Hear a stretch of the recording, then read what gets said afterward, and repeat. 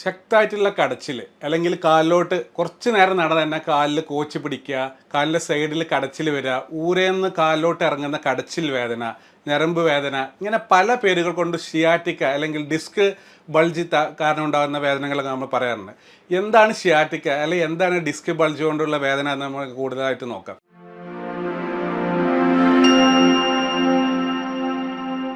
ഈ ഷിയാറ്റിക്ക അല്ലെങ്കിൽ disc bulge എന്ന് പറയുന്നത് നമ്മുടെ ബോഡിയിൽ നമ്മളുടെ നട്ടല്, അതാ വെർട്ടിബ്രൽ കോളം എന്ന് പറയുന്ന കുറേ എല്ലിൻ്റെ ഒരു കൂട്ടമുണ്ട് നമ്മളെ ബോഡീനെ സപ്പോർട്ട് ചെയ്യുന്നത്. അതിൻ്റെ നടുക്ക് ഒരു സസ്പെൻഷൻ, ഒരു കുഷൻ പോലെ, ഒരു ജെല്ലി പോലെയുള്ള സാധനമാണ് ഡിസ്ക് എന്ന് പറയുന്നത്. അത് എല്ലാവരിലും അത് കറക്റ്റായിട്ട് തന്നെ പ്ലേസ് ചെയ്തു. പക്ഷേ കുറച്ച് കാലം കഴിഞ്ഞാൽ എന്തെങ്കിലും പരുക്ക് പറ്റുക, അല്ലെങ്കിൽ എന്തെങ്കിലും വീഴ്ച സംഭവിക്കുക, അല്ലെങ്കിൽ പ്രായം കൊണ്ട്, അല്ലെങ്കിൽ എന്തെങ്കിലും കുറേ ജോലി കൊണ്ട്, ഒരേ പൊസിഷനിൽ തന്നെ ജോലി എടുക്കുന്നതുകൊണ്ടെല്ലാം ആ ഡിസ്കിന് തേയ്മാനം അല്ലെങ്കിൽ അതിൽ ജലാംശം നഷ്ടപ്പെട്ട് അതിന് ബൾജ് വരാനുള്ള സാധ്യതയുണ്ട്. ആ ബൾജ് വരുമ്പോഴാണ് ഡിസ്ക് ബൾജ് എന്ന് പറയുന്നത്. ആദ്യം തന്നെ ഡിസ്ക് ബൾജ് ഡിസ്ക് ബൾജുള്ള എല്ലാവർക്കും പെയിൻ ഉണ്ടായിരിക്കണമെന്നില്ല. അപ്പം നിങ്ങളുടെ അല്ലെങ്കിൽ എൻ്റെ MRI എടുത്താൽ അതിൽ കുറേ ഡിസ്ക് ബൾജ് ഉണ്ടാവും, ആ എല്ലാവർക്കും പെയിൻ. ആ ഡിസ്ക് ബൾജ് നമ്മളെ കാലിലോട്ട് പോകുന്ന, പ്രത്യേകിച്ച് നമ്മളെ താഴെ ഭാഗത്ത് ഊരഭാഗത്തുള്ള വെർട്ടിബ്രയിൽ കാലിലോട്ട് പോകുന്ന കുറേ ഞരമ്പുകളുണ്ട്. അതിലോട്ട് അമരുമ്പോഴാണ് ഈ ഷിയാറ്റിക്ക അല്ലെങ്കിൽ കാൽക്കടച്ചിൽ എന്ന രോഗം ഉണ്ടാകുന്നത്. അതെങ്ങനെയാണെന്ന് നമുക്ക് നോക്കാം. യൂഷ്വലി നമുക്ക് അതിൻ്റെ വേദന എന്ന് പറഞ്ഞാൽ കുറച്ച് നേരം നിൽക്കുമ്പോൾ കാലിലോട്ട് ശക്തമായിട്ടുള്ള കടച്ചിൽ, അതിനൊരു പാറ്റേൺ ഉണ്ടാവും. അത് വെറുതെ ഉള്ള കടച്ചിലല്ല, കാലിൻ്റെ സൈഡിലോട്ട് അല്ലെങ്കിൽ കാലിൻ്റെ ബാക്കിലോട്ട്, തുടയുടെ ബാക്കിലോട്ട്, കാലിൻ്റെ താഴെ വരെ ഒരു ഷോക്ക് അടിക്കുന്ന പോലെ ഒരു കടച്ചിൽ ഉണ്ടാകുന്നതിന് അതിനാണ് ഞരമ്പ് വേദന. അത് ഷിയാറ്റിക്ക കാരണം ഉണ്ടാകുന്ന ഞരമ്പ് വേദന എന്ന് പറയുന്നത്. അത് എന്തുകൊണ്ടാണെന്ന് നമുക്ക് നോക്കാം. നമ്മുടെ ഈ വെർട്ടിബ്രൽ കോളം നോക്കിയാൽ നിങ്ങൾക്ക് മനസ്സിലാവും. ഇതൊക്കെ നമ്മുടെ ഈ വെർട്ടിബ്രൽ കോളമാണ്. ഇതിൻ്റെ അടിയിൽ ഈ വൈറ്റ് പോലെ ജെല്ലി പോലെ കാണുന്ന ഏരിയയാണ് ഡിസ്ക് എന്ന് പറയുന്നത്. ഡിസ്ക് എന്ന് വെച്ചാൽ ഒരു കുഷൻ, അതിൻ്റെ അടിയിലുള്ള ജെല്ലി നമുക്ക് ചാടുമ്പോഴും ഓടുമ്പോഴൊക്കെ നമ്മളെ വെർട്ടിബ്രൽ കോളം പിടിച്ചു നിർത്തുന്ന ഒരു കുഷനാണത്. അതിന് ബൾജ് ഉണ്ടായാൽ, അതിന് തള്ളിച്ച വന്നാൽ, ആ തള്ളിച്ചയാണ് ഇവിടെ ഈ റെഡ് കളർ കാണുന്നത്. ഈ സൈഡിൽ ഒരുപാട് കശേരുക്കൾ, ഞരമ്പുകൾ താഴോട്ട് പോകുന്നുണ്ട്. പ്രത്യേകിച്ചും ഊരഭാഗത്ത് അല്ലെങ്കിൽ കാലിൻ്റെ ഏരിയയുള്ള നട്ടലിൻ്റെ ഭാഗത്ത് ഈ ഞരമ്പുകളൊക്കെ പോകുന്നത് നമ്മളെ കാലിലോട്ട് ഏരിയയിലോട്ടാണ്. ഇപ്പോൾ ഉദാഹരണത്തിന് പറയുകയാണെങ്കിൽ ഏറ്റവും താഴെയുള്ള ഈ മഞ്ഞ കളറുള്ള ഈ ഞരമ്പ് പോകുന്നത് നമ്മുടെ തുടയുടെ ബാക്കിലോട്ട്, S1 എന്ന് പറയുന്ന തുടയുടെ ബാക്കിലോട്ട്, കാലിൻ്റെ ബാക്കിലോട്ടുള്ള ഞരമ്പാണ്. അപ്പോൾ ഈ ഭാഗത്ത് ഡിസ്ക് തെറ്റിയാൽ നിങ്ങൾക്ക് ആ സൈഡിൽ മാത്രം കടച്ചിൽ, പ്രത്യേകിച്ച് നടക്കുമ്പോഴും ഇരിക്കുമ്പോഴും മുന്നോട്ടാടുമ്പോഴും. എന്തുകൊണ്ടാണെന്ന് വെച്ചാൽ നമ്മളെ ഡിസ്കിൽ ഇത് നോക്കിയൊരു ഒരു ബാമ്പു അല്ലെങ്കിൽ ഒരു മുള പോലെയുള്ള സംഭവമാണ്. ഇവിടെ ഏറ്റവും കൂടുതൽ പ്രഷർ വരുന്ന സമയം എന്ന് വെച്ചാൽ നമ്മൾ മുന്നോട്ട് ആഴുമ്പോഴും അത് ഇരിക്കുമ്പോഴും നിൽക്കുമ്പോഴുമാണ്. നമുക്ക് കിടക്കുമ്പോൾ നല്ല സമാധാനം ഉണ്ടാവും സാധാരണ ഷിയാറ്റിക്ക വേദനയിൽ. അതുകൊണ്ട് തന്നെ ഏറ്റവും താഴെ ഭാഗത്ത് ഡിസ്ക് തള്ളിച്ച് വരികയാണെങ്കിൽ കാലിൻ്റെ തുടയുടെ ബാക്കിലും കാലിൻ്റെ ബാക്കിലൊക്കെ ആയിട്ടാണ് കടച്ചിൽ വരിക. പ്രത്യേകിച്ച് നിൽക്കുമ്പോഴും, കുറേ കാലം നിന്നാലും നടക്കുമ്പോഴും. അതിൻ്റെ മേലെയുള്ള L5 എന്നുള്ള ഏരിയയിലാണെങ്കിൽ നമുക്ക് തുടയുടെ സൈഡിലും കാലിൻ്റെ സൈഡിലും. അത് ആണ് വരിക. ഈ മേലെയുള്ള ഏരിയകൾ L3 L4 ഒക്കെ ആണെങ്കിൽ മിക്ക ആളുകൾക്കും ബാക്കിൽ നമ്മളെ ഊരവേദന ആ ഏരിയയിലും നമ്മുടെ ബട്ടക്സിൻ്റെ ഏരിയയിലൊക്കെയാണ് വേദന വരിക. അതാണ് പറഞ്ഞത്, ഈ ഓരോ ഏരിയയിലും ഡിസ്ക് തള്ളിച്ച വ്യത്യാസമുണ്ട്, അതിൻ്റെ വേദനകൾ വ്യത്യാസമുണ്ട്. അപ്പോൾ നമുക്കിങ്ങനെ യൂഷ്വലി ഒരു വേദന വന്നാൽ നമ്മൾ ഫസ്റ്റ് ചെയ്യേണ്ടത് ആദ്യം ഒന്ന് റെസ്റ്റ് എടുത്ത് നോക്കുക. എന്നിട്ട് കുറയുന്നില്ല, എന്നിട്ട് നമുക്ക് ബാക്ക് സ്ട്രെങ്തനിങ് എക്സസൈസ്, നമുക്കറിയുന്ന എക്സസൈസൊക്കെ എടുത്ത് നോക്കുക, ഡോക്ടറെ കാണിക്കണം. എന്നിട്ട് നമുക്ക് പെയിൻ മെഡിസിൻ എടുക്കണം. പെയിൻ മെഡിസിൻ ആദ്യം നമുക്ക് എല്ലാ ഡിസ്ക് വേദന, ഇപ്പം നിങ്ങൾക്ക് കണ്ടാൽ മനസ്സിലാവും ഇവിടെ റെഡ് കളർ കൊടുത്തിട്ടുണ്ട് ഈ ഡിസ്ക് ബൾജ്. അത് എന്തുകൊണ്ടാണെന്ന് വെച്ചാൽ ഡിസ്ക് ബൾജ് എന്ന് വെച്ചാൽ ആ ഡിസ്ക് തള്ളിച്ച അല്ലെങ്കിൽ ഡിസ്കിൻ്റെ ഉള്ളിലുള്ള ലിക്വിഡ് പൊട്ടിയിട്ട് പുറത്ത് വരുന്നതാണ്. അത് അവിടെ ഇൻഫ്ലമേഷൻ അല്ലെങ്കിൽ വീക്കം, നീർവീക്കം ഉണ്ടാക്കുന്നുണ്ട്. അതുകൊണ്ടുള്ള ഒരു കെമിക്കൽ റിയാക്ഷൻ, ആ നീർവീക്കം നമ്മുടെ ഈ ഞരമ്പിലോട്ട് തട്ടുമ്പോഴാണ് നമ്മുടെ കാലിലോട്ട് കടച്ചിൽ വരുന്നത്. നേരെ മറിച്ച് ഡിസ്ക് ബൾജ് മാത്രമാണ്, അത് ഞരമ്പിലോട്ട് തട്ടുന്നില്ലെങ്കിൽ നിങ്ങൾക്ക് ചിലപ്പം ഊരവേദന അല്ലെങ്കിൽ ബാക്കിലൊരു പിടുത്തം മാത്രം പോലെ തോന്നുള്ളൂ. ഈ കാലിലോട്ട് തട്ടുമ്പോഴാണ് യൂഷ്വലി നമുക്ക് ഈ കടച്ചിൽ, കാലിലോട്ടുള്ള കടച്ചിൽ എന്ന് പറയുന്നത്. അപ്പോൾ അതിന് നമുക്ക് എന്തൊക്കെയാണ് ചെയ്യേണ്ടത്? യൂഷ്വലി അത് മാറുന്നില്ലെങ്കിൽ, മെഡിസിൻ എടുത്തിട്ടൊന്നും മാറുന്നില്ലെങ്കിൽ നമ്മൾ എന്താ ചെയ്യുക? അതിന് ഇമേജിങ് ടെക്നിക്ക്, അതായത് MRI, എക്സ്റേ എടുത്താൽ എല്ലാം കാണണമെന്നില്ല. എക്സ്റേ എടുത്തിട്ട് അതിൽ എല്ലാ ഞരമ്പുകളൊന്നും നമുക്ക് എക്സ്റേയിൽ കാണാൻ പറ്റില്ല. അതിന് നമ്മൾ MRI സ്കാൻ എടുക്കുക. ഈ MRI സ്കാൻ എടുക്കുമ്പോൾ നമ്മുടെ നട്ടലിൽ മൊത്തമായിട്ട് സ്കാൻ ചെയ്യും. അതിൻ്റെ axial view, cross sectional view എല്ലാം വരും. അതിൽ വരുമ്പോൾ നമുക്ക് കാണാൻ പറ്റും ഏത് സ്ഥലത്താണ് ഈ ഡിസ്ക് തള്ളിയിട്ടുള്ളത്, ഏത് ഞരമ്പിലോട്ടാണ്. അത് ഭയങ്കര ഇമ്പോർട്ടൻ്റ് ആണ്. കാരണം ഏത് ഞരമ്പാണെന്നുള്ളത് ആ ഡിസ്ക് തള്ളിയ ഏരിയയിലുള്ള ഞരമ്പിൻ്റെ ആ ഞരമ്പ് പോകുന്ന അതേ റൂട്ടിൽ നിങ്ങൾക്ക് കാലിന് വേദന ഉണ്ടാവുള്ളൂ. ഇപ്പോൾ 5ാമത്തെ ഞരമ്പാണെങ്കിൽ തുടയുടെ സൈഡിലോട്ടും കാലിൻ്റെ സൈഡിലോട്ടും മാത്രമേ ഉണ്ടാവുള്ളൂ. പക്ഷേ ഏറ്റവും കൂടുതൽ ആളുകൾക്ക് ഞരമ്പിൻ്റെ ഇഷ്യൂ വരുന്നത്, ഏറ്റവും കൂടുതൽ ഡിസ്ക് തള്ളിക്ക് വരുന്നത് ഈ L5S1 എന്നുള്ള ഏരിയ ആണ്. അതായത് 5ാമത്തെയും 1ാമത്തെയും സാക്രൽ 1ാമത്തെയും വെർട്ടിബ്രയുടെ അവിടെ വരുമ്പോൾ തന്നെ ഈ തുടയുടെ ബാക്കിൽ, ബട്ടക്സിൻ്റെ ബാക്കിലൂടെ കടഞ്ഞിറങ്ങുന്ന ഒരു വേദന ഉണ്ടാവും. കാല് വരെ കടഞ്ഞിറങ്ങുന്ന വേദന. അതിനാണ് L5S1 റാഡിക്കുലോപ്പതി എന്ന് പറയുന്നത്. അത് നമ്മൾ MRI എടുത്തിട്ട് മനസ്സിലാക്കിയാൽ നമുക്ക് എന്താണ് അസുഖം മനസ്സിലാവും. യൂഷ്വലി നമ്മളെ ഈ ഡിസ്ക് ബാക്കിയുള്ള എല്ലാ അസുഖങ്ങൾ പോലെ നമുക്കൊരു മുറി പറ്റിയാൽ അത് ഉണങ്ങുന്ന പോലെ, അല്ലെങ്കിൽ ഒരു പനി ഉണ്ടായാൽ മാറുന്ന പോലെ ഈ ഡിസ്കിൻ്റെ പ്രശ്നങ്ങളും നമ്മുടെ ബോഡി റിപ്പയർ ചെയ്യും. അതായത് എന്ത് പറ്റിയാലും, ഇതിപ്പോൾ ബോഡി നമ്മൾ നട്ടലിൻ്റെ ഉള്ളിലുള്ള ഒരു ഡിസ്ക് തള്ളിച്ചാണ്, അത് ബോഡി തന്നെ അത് റിപ്പയർ ചെയ്യാൻ നോക്കും. പക്ഷെ അതിനൊരു സമയപരിധിയുണ്ട്. യൂഷ്വലി ഒരു 3-4 ആഴ്ച കൊണ്ട് തന്നെ അത് പെയിൻ കുറഞ്ഞു വരണം. പക്ഷെ അത് കുറഞ്ഞിട്ടില്ലെങ്കിൽ അത് നല്ല തള്ളിച്ചയാണ്, അല്ലെങ്കിൽ അവിടെ നല്ല നീർക്കെട്ട് ഉണ്ട് എന്നാണ് അർത്ഥം. അപ്പോൾ അത്രയും കാലം നമ്മൾ മെഡിസിൻ എടുക്കുക. എന്തൊക്കെ മെഡിസിൻ? ആൻറ്റി ഇൻഫ്ലമേറ്ററി ഡ്രഗ്സ് വേണമെങ്കിൽ, നല്ല തള്ളിച്ചുണ്ടെങ്കിൽ ലോഡോ സ്റ്റിറോയിഡ് എടുക്കാം, അല്ലെങ്കിൽ ഗാബപെൻറ്റിനോയിഡ്സ് പോലെയുള്ള അഡ്വാൻസ് ഡ്രഗ്സ് എല്ലാം എടുത്തിട്ട് നോക്കുക. അതിൻ്റെ കൂടെ തന്നെ നമ്മൾ ഫസ്റ്റ് ഇവിടെ അഡ്വൈസ് ചെയ്യുന്നത് എന്താ വെച്ചാൽ, ഈ ഡിസ്ക് ഇവിടെ തള്ളാനുള്ള കുറേ കാരണങ്ങളുണ്ടാവും.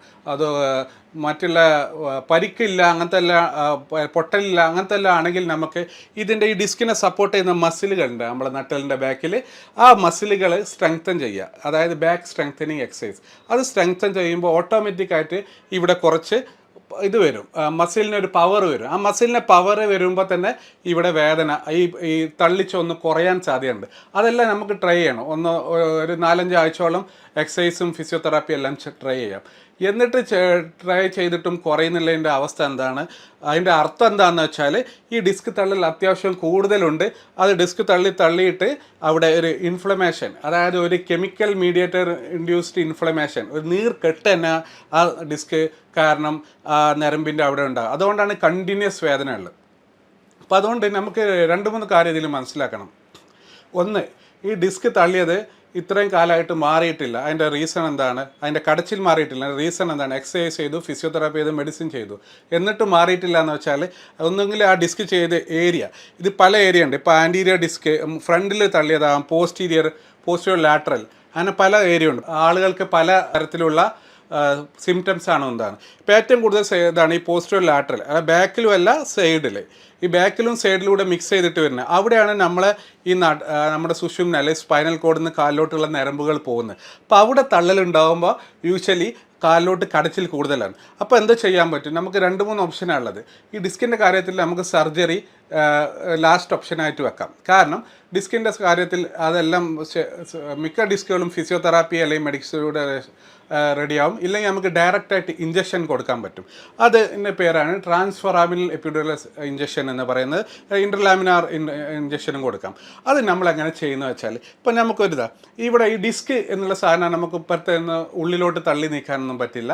അതിൻ്റെ അവിടെയുള്ള ആ നീർക്കെട്ട് കുറച്ചാൽ തന്നെ ആ ഞരമ്പിലോട്ടുള്ള വേദന കുറയും.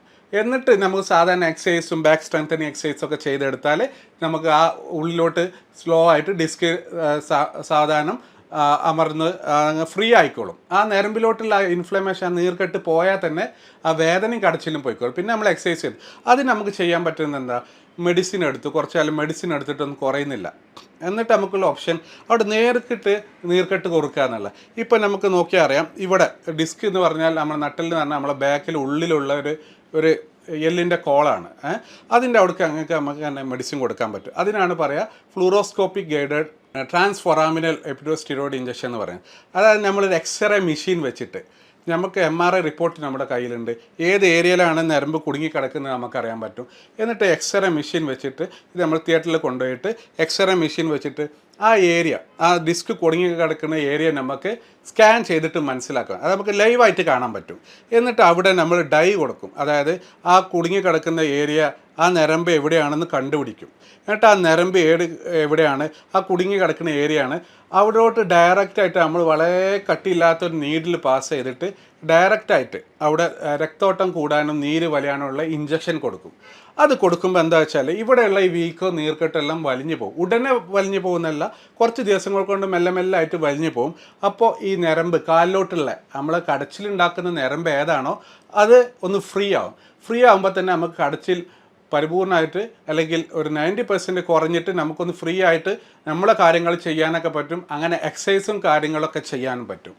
അത് ഉടനെ തന്നെ നമുക്കത് ഡേ കെയർ പ്രൊസീജിയറായിട്ട് ചെയ്യാൻ പറ്റുന്നത്. ഡേ കെയർ എന്ന് വെച്ചാൽ നിങ്ങൾക്കിപ്പോൾ കടച്ചിലുണ്ട്, MRI റിപ്പോർട്ടായിട്ട് വന്നു, അന്ന് തന്നെ ഇഞ്ചക്ഷൻ ചെയ്ത് നിങ്ങളുടെ ബ്ലഡ് ഷുഗറും എല്ലാം നോർമലാണെങ്കിൽ അന്ന് തന്നെ ഇഞ്ചക്ഷൻ ചെയ്ത് ഒരു 1-2 മണിക്കൂറിൻ്റെ ഉള്ളിൽ വീട്ടിലോട്ട് പോകാൻ പറ്റും. എന്നിട്ട് വീട്ടിലോട്ട് പോയിട്ട് കുറച്ച് ദിവസം റെസ്റ്റ് എടുത്തിട്ട് ഫിസിയോതെറാപ്പി എക്സസൈസ് എല്ലാം ചെയ്തിട്ട് അവിടെ ബാക്ക് സ്ട്രെങ്തനിങ് എക്സസൈസ് കൊണ്ടുവരണം. അപ്പോൾ നമ്മളിതെന്താണ് ഡിസ്ക് വേദന ഉണ്ടാക്കുന്നത്, കാലിലോട്ട് കടഞ്ഞിറങ്ങുന്ന വേദന ഉണ്ടാക്കുന്നത് അത് നീർക്കെട്ട് കാരണമാണ്. ആ നീർക്കെട്ട് കുറക്കാനുള്ള മരുന്ന് ഗുളികയായിട്ട് കുടിച്ചിട്ട് മാറുന്നില്ല, എക്സസൈസും ഫിസിയോതെറാപ്പി ആയിട്ട് കുടിച്ചിട്ട് മാറുന്നില്ല, നമുക്ക് നേരിട്ട് അവിടേക്ക് ഇഞ്ചക്ഷൻ കൊടുക്കാൻ പറ്റും.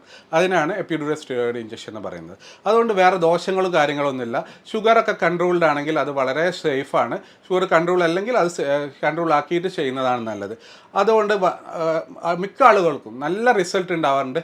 എന്നാൽ ചില ആളുകൾക്ക് ചിലപ്പോൾ 2-3 മാസം കഴിഞ്ഞ് ചെറിയ കടച്ചിൽ എന്തെങ്കിലും വേണമെന്നെങ്കിൽ ഒരു ഇഞ്ചക്ഷൻ കൂടെ ചെയ്ത് കൊടുക്കാം. അതിലൊന്നും ഒരു ബുദ്ധിമുട്ടുണ്ടാവാറില്ല. അപ്പോൾ അതാണ് ചെയ്യുന്നത്. എന്നിട്ട് വീണ്ടും വരികയാണെങ്കിൽ മാത്രം സർജറിനെ കുറിച്ചൊക്കെ നമുക്ക് ആലോചിക്കാൻ പാടുള്ളൂ. മിക്ക ആളുകൾ, അതായത് 70 to 90%, 90% ആളുകൾക്കും ഈ ഒരു ഇഞ്ചക്ഷനിലൂടെ വളരെ ബെനിഫിറ്റ് ഉണ്ടാകാറുണ്ട്, നല്ല പെയിൻ കുറവുണ്ടാകാറുണ്ട്. ഇതാണ് ഷിയാറ്റിക് അല്ലെങ്കിൽ റാഡിക്കുലോപ്പതി എന്ന് പറയുന്നത്. അപ്പോൾ റാഡിക്കുലോപ്പതി അല്ലെങ്കിൽ ഷിയാറ്റിക്കിനെ പറ്റി ചുരുക്കി പറയുകയാണെങ്കിൽ അതൊരു മാറാ രോഗമല്ല. അത് നമ്മൾ പുറത്ത് കുറേ മസാജ് ചെയ്തുകൊണ്ടൊന്നും കാര്യമില്ല. അതെന്ന് വെച്ചാൽ അതിൻ്റെ ഞരമ്പുകൾക്ക് കാരണം ഇത്രയും ആഴത്തിലാണ് ഈ ഞരമ്പുകളെല്ലാം കിടക്കുന്നത്, അവിടെ നീർക്കെട്ട് വരുന്നതാണ്. അവിടെ നേരിട്ട് മരുന്ന് കൊടുക്കാൻ പറ്റുന്ന ഇഞ്ചക്ഷനാണ് അതിനോട് ബെസ്റ്റ് ട്രീറ്റ്മെൻറ്റ് മൊഡാലിറ്റി എന്ന് പറയുന്നത്. അപ്പോൾ അതിനാണ് pain medicine, intervention pain medicine use ചെയ്യുന്ന ട്രാൻസ്ഫോറാമിൻ എപ്പിഡ്യൂറൽ സ്റ്റീറോയിഡ് ഇഞ്ചക്ഷൻ എന്ന് പറയുന്നത്. അതിൻ്റെ കൂടെ തന്നെ ചെറിയ രക്തോട്ടം കൂടാനും ഉള്ള നീരുവലയുള്ള മരുന്നും എക്സസൈസൊക്കെ ചെയ്താൽ വളരെ പെട്ടെന്ന് മാറുന്ന ഒരു അസുഖമാണ്. പക്ഷേ ഇതിൻ്റെ ഒരു പ്രത്യേകത എന്താ വെച്ചാൽ ഇത് ലേറ്റ് ആവരുത്. നമുക്കൊരിപ്പോൾ ഒരു ഡിസ്ക് വേദന വന്നു, അത് കുറച്ച് ഒരു 4-5 ആഴ്ച കഴിച്ചു, മെഡിസിൻ കഴിച്ചു, ഫിസിയോതെറാപ്പി ചെയ്തു, കുറയുന്നില്ല. പിന്നെ അതിന് അങ്ങോട്ട് ഒത്തിരി നമ്മൾ ചികിത്സകൾ ട്രൈ ചെയ്യാതെ നമുക്ക് നേരിട്ട് മരുന്ന് കൊടുക്കാൻ പറ്റുകയാണെങ്കിൽ അതാണ് ഏറ്റവും ബെസ്റ്റ്. കാരണം എന്താണെന്ന് വെച്ചാൽ നമ്മളിത് പഴകും തോറും ഇത് ജെല്ലി പോലുള്ള സാധനം അത് ഹാർഡാവും. അത് ഹാർഡായിട്ട് അവിടെ ഇമ്പാക്റ്റ് ചെയ്ത് നിന്നാൽ പിന്നെ നമുക്ക് കൊടുക്കുന്ന ഇഞ്ചക്ഷൻ ഇപ്പോൾ ഒത്തിരി പഴക്കമുള്ളതിനും വലിയ എഫക്റ്റ് ഉണ്ടാകുന്നില്ല. പക്ഷേ ഇത് പഴക്കം ചെന്ന് ഡിസ്ക് വേദന കൂടിയാൽ എന്താ പ്രശ്നം വെച്ചാൽ ഈ ക്രോണിക് വൈഡ് സ്പ്രെയിൻ അല്ലെങ്കിൽ മയോഫേഷ്യൽ പെയിൻ, ഇതിൻ്റെ ഈ ഡിസ്കിൻ്റെ ബാക്കിലുള്ള കുറേ മസിലുകളൊക്കെ ഉണ്ട്, അതൊക്കെ ഓവറായിട്ട് ഫയർ ചെയ്യാൻ തുടങ്ങും, അതിൻ്റെ സെൻസേഷനൊക്കെ കൂടും. അപ്പോൾ മൊത്തത്തിൽ ഡിഫ്യൂസ് പെയിൻ ആവും. നമ്മൾ ഊരവേദന ഉള്ളത്, കാലിലോട്ട് വേദന ഉള്ളത്, സൈഡിലോട്ട് വേദന പോകും. ചില ആളുകൾക്ക് ഇത് മേലോട്ട് സെൻസേഷൻ കയറിയിട്ട് ആ സൈഡിൽ ഇപ്പോൾ വലത്ത് ഭാഗത്ത് കാലിലോട്ട് വേദന ഉണ്ടെങ്കിൽ വലത്ത് ഭാഗത്ത് കൈയിലോട്ട് വേദന വരാം, ഷോൾഡറിലോട്ട് വേദന വരാം, മൊത്തം വേദന വരാം. അങ്ങനെ ഡിപ്രഷനിലോട്ട് പോകുന്ന ആളുകളുടെ അങ്ങനെ ക്രോണിക് വൈഡ് സ്പ്രെഡ് പെയിൻ അല്ലെങ്കിൽ മയോഫേഷ്യൽ പെയിൻ സിൻഡ്രോം എന്നൊക്കെ പറയും. അങ്ങനെ ചിലവർക്ക് അത് ഫൈബ്രോമയാൾജി ആയി മാറാറുണ്ട്. അപ്പോൾ ഇതിനൊക്കെ നമ്മൾ ചെയ്യേണ്ടത് ഈ ഡിസ്ക് പെയിൻ അത് കുറേ കാലം കൊണ്ടുവച്ച് കിടക്കാതെ അതിന് ഇപ്പോൾ അതിനൂതനമായിട്ടുള്ള ഇൻ്റർവെൻഷൻ പെയിൻ മെഡിസിനിലുള്ള ചികിത്സാ രീതികളൊക്കെ ട്രാൻസ്ഫോറാമിൻ എപ്പിഡ്യൂറൽ സ്റ്റീറോയിഡ് ഇഞ്ചക്ഷൻ പോലുള്ള ചികിത്സാ രീതികൾ ചെയ്താൽ അത് ഉടനെ തന്നെ മാറ്റാവുന്നതാണ്. അത് മാറ്റിയിട്ട് എക്സസൈസും ഫിസിയോതെറാപ്പി നമ്മളെ കാര്യങ്ങളൊക്കെ ചെയ്ത് മെഡിസിനൊക്കെ ചെയ്ത് നല്ല ഫുഡൊക്കെ കഴിച്ച് വെയിറ്റൊക്കെ കുറച്ച് നമ്മൾ അതിൻ്റെ കൂടെ ലൈഫ് സ്റ്റൈൽ കൂടെ മോഡിഫൈ ചെയ്താൽ ഒത്തിരി മാറ്റം ഉണ്ടാകും. ഇതിനെക്കുറിച്ച് ഇത്രയേ ഉള്ളൂ ഡിസ്ക് പെയിൻ അല്ലെങ്കിൽ ഷയാറ്റിക്കിനെ കുറിച്ച് ഞാൻ ഇന്ന് പറയുന്നത്. Thank you.